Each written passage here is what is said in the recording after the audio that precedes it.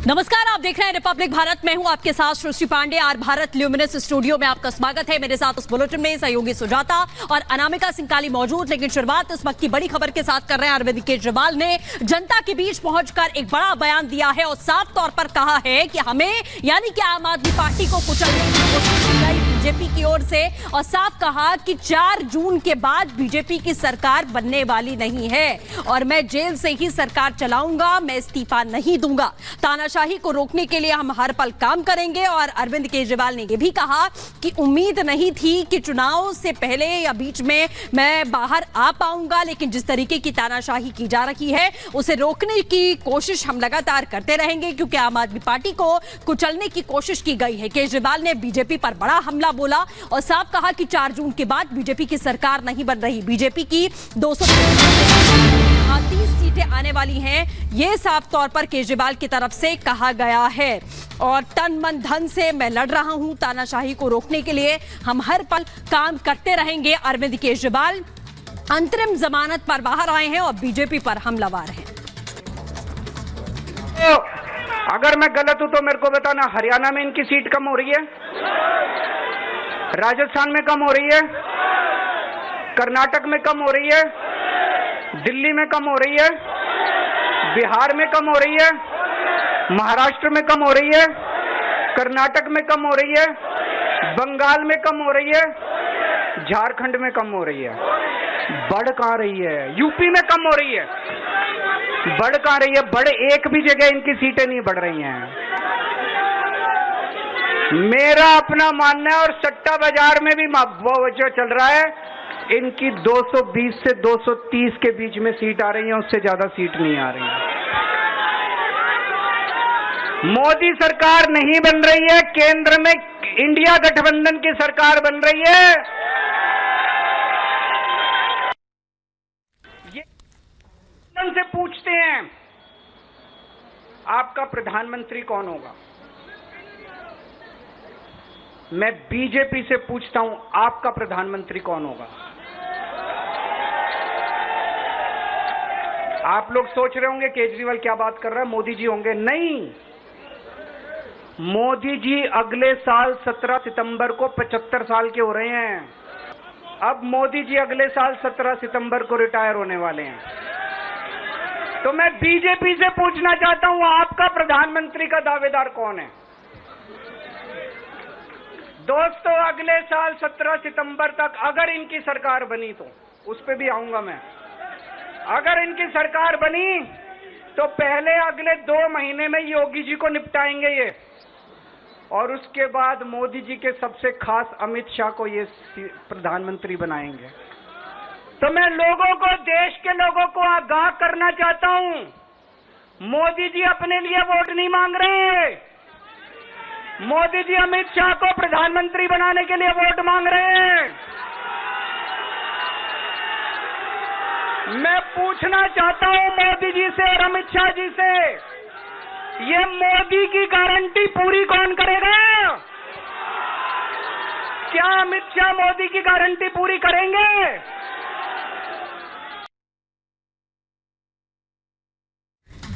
और उधर हैदराबाद लोकसभा सीट पर सियासी वार पलटवार तेज है। पहले माधवी लता और अब नवनीत राणा की ललकार ने ओवैसी भाइयों की नींद उड़ा दी है। सियासी बयानबाजी के बीच जब अकबरुद्दीन ओवैसी ने जुबान खोली तो भाषा की मर्यादा को तार तार करते हुए अहंकार के साथ वे आसमान पर जा पहुंचे। रिपोर्ट देखिए। तुमको मालूम ही क्या है छोटा, क्या है नहीं मालूम तुमको? तोप है वो कि ऐसे तोप को तो हम घर के बाहर सजावट के लिए रखते हैं।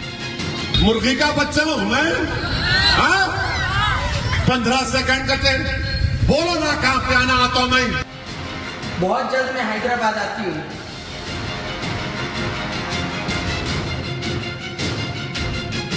अकबरुद्दीन ओवैसी को अपने छोटे पर बहुत गुमान है।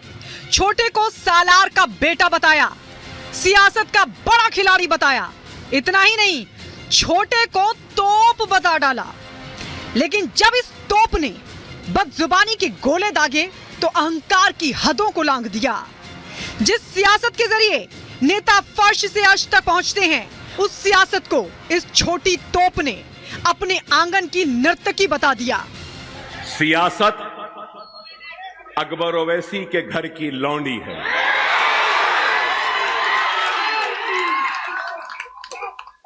सियासत अकबर ओवैसी के घर की लौंडी है। हैदराबाद में 40 साल की सत्ता का नशा ओवैसी भाइयों के सर पर कुछ ऐसा चढ़ा है कि इन्हें भाषा की मर्यादा की फिक्र नहीं और ना ही लोकतंत्र के सम्मान की। असदुद्दीन ओवैसी ने अपने छोटे को सालार का बेटा बताया था।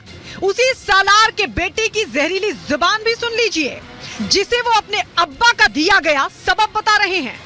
मेरे बाप ने मुझे बताया, सही वक्त पे सही फैसले को ही सियासत कहते हैं,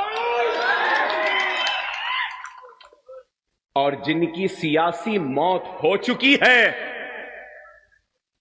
उन मुर्दों में अकबर ओवैसी अपने अल्फाज की जान नहीं डालना चाहता। जिन अल्फाजों का इस्तेमाल वो अपनी सियासत चमकाने के लिए कर रहे हैं, वो कितनी जहरीली और अहंकारी हो चुकी है, ये पूरा देश देख रहा है। दो महिलाओं की जोड़ी ने 40 साल की सत्ता पर मुद्दों की चोट मारी तो ओवैसी बंधुओं का गढ़ हिल गया।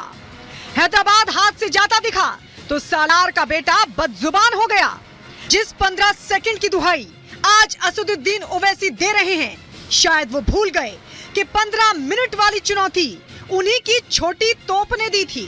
मई की गर्मी में सियासी भट्टी तप रही है और इस तपिश में हर कोई अपनी हैदराबादी बिरयानी पकाने में जुटा है। चुड़ी का बच्चा नहीं हूं, समझे? तुम जाल फेंकेंगे मैं जाल में आ जाऊंगा, नहीं मैं जाल में आने वाला नहीं हूं। ये याद रखना कि मैं भी माझी सैनिक की बेटी हूँ, कि मैं भी देखना चाहती हूँ मुर्गी और मुर्गी का बच्चा कब तक खैर मनाता है। बहुत जल्द मैं हैदराबाद आती हूँ, मैं देखती हूँ मुझे कौन रोकता है। हैदराबाद सीट पर 40 साल से ओवैसी परिवार का कब्जा है। यहाँ के जातीय समीकरण के चलते AIMIM सभी पार्टियों पर भारी पड़ती रही है, लेकिन इस बार के लोकसभा चुनाव में बीजेपी की स्ट्रैटेजी ने ओवैसी भाइयों को डरा दिया है। वहीं माधवीलता और नवनीत राणा की चक्रव्यूह में असदुद्दीन ओवैसी और अकबरुद्दीन फंसते नजर आ रहे हैं। अब देखना यह होगा कि यह जुबानी जंग और कितनी लंबी चलती है और इसका फायदा किसे मिलता है। Bureau report, Republic Bharat. तो जब से नवनीत राणा प्रचार करने पहुंची माधवी लता की, उसके बाद से बयानबाजी और तेज हो गई। इधर अकबरुद्दीन पर माधवी लता ने भी चुटकी ले ली है। कहा है कि श्री राम का नाम ले लिया। कुछ दिन पहले भगवा शॉल में भी वो नजर आ रहे थे। बड़े भैया, बड़े ओवैसी भगवा शॉल में नजर आ रहे थे और छोटे की जुबान पे श्री राम का नाम आ गया। अकबरुद्दीन पर माधवी लता ने चुटकी ली। माधवी लता चुनौती दे रही हैं असदुद्दीन ओवैसी को हैदराबाद के मैदान से। अकबरुद्दीन ओवैसी ने कल पब्लिक मीटिंग में कहा कि लोगों को बीजेपी के नाम पे या फिर मोदी के नाम पे, अमित शाह के नाम पे वोट नहीं मिल रहे और अब तो भगवान राम के नाम पे भी वोट नहीं मिल रहे, इसीलिए वो लोग ओवैसी ब्रदर्स के नाम पे वोट मांग रहे हैं। आप किस तरह से देख रहे हैं? चलो, पहली बार एक बार तो भगवान राम का नाम तो ले लिया है बंदे ने। बड़े ने भगवा का शॉल पहन लिया, छोटे ने राम भगवान का नाम ले लिया। मुझे लगता है ये सुधरने लग गए हैं। हाँ, मैं मानती हूँ इनका मानसिक संतुलन खो बैठे हैं दोनों, हार के डर में, लेकिन इतने में भी इनको मर्यादा पूर्वक हमारा मर्यादा पुरुष रामचंद्र जी का नाम भगवान राम लेना चाहिए, इसका ज्ञात हो गया। अभी लगता है ये लोग अभी आम जनता से भी कैसा बात करना चाहिए, आम जनता से भी कैसा बर्ताव करना बहुत जल्दी सीख जाएंगे। तो 15 सेकंड पर तोप युद्ध किस तरीके से चला है वो हम आपको विस्तार से बता देते हैं। साल 2013 की बात करें तो 15 मिनट के लिए पुलिस हटाओ, साफ तौर पर यह कहा गया था। और आपको बता दें कि 15 मिनट चाहिए और हमें 15 सेकंड लगेंगे। ये साफ तौर पर बयानबाजियां जो हैं वो लगातार इस समय जारी हैं। और इसी के साथ आपको यह भी बता दें कि ये साफ तौर पर कहा गया अकबरुद्दीन ओवैसी की तरफ से कि फिर बताएंगे कि आखिरकार हम क्या कर सकते हैं या हम कहां जा सकते हैं, और पता नहीं चलेगा छोटे बड़े कहां गए, ये साफ तौर पर बयान दिया गया नवनीत राणा की तरफ से। तो हैदराबाद में किस तरीके से यहां जुबानी जंग जो है वो तेज हो चुकी है, वो हम लगातार आपको बताने की कोशिश कर रहे हैं कि छोटा तोप है और उसे समझा कर रखा है। ये ओवैसी साफ तौर पर अपने छोटे भाई के बारे में बयान देते हुए नजर आ रहे हैं। और इसी के साथ में अगर हम माधवी लता की बात करें तो वो साफ तौर पर आक्रामक यहां पर नजर आ रही हैं कि ऐसे लोग जो है वो सीधे तौर पर ऐसी तोपों का जिक्र उन्होंने किया और कहा कि हम अपने घर के बाहर जो है वो सजा कर रखते हैं। और इसी के साथ में ओवैसी एक बार फिर से अपने छोटे भाई को लेकर ये बयान देते हुए नजर आ रहे हैं कि छोटे को छोड़ दिया तो संभाल नहीं पाओगे। अपने छोटे भाई के लिए ये बयानबाजी ओवैसी की ओर से की गई और नवनीत राणा कह रही हैं कि समझा कर रखा है, इसीलिए नजरों के सामने है। तो ये जो बयानबाजी है दोनों ही तरफ से वो लगातार इस समय जारी है और 9 मई 2024 को इस तरीके के बयान यहां पर सामने आए हैं। तो बयानबाजियां जो हैं वो खत्म होने का नाम नहीं ले रही। बात जन्म लिए कि पहले जन्म ले लिए, वो कहेगी कि मैं सौभाग्यशाली हूं, मेरे सामने, मेरे अपने सामने अयोध्या में रामलला का भव्य प्रतिमा फिर से विराजमान हुई है, रामलला फिर से विराजमान हुए हैं।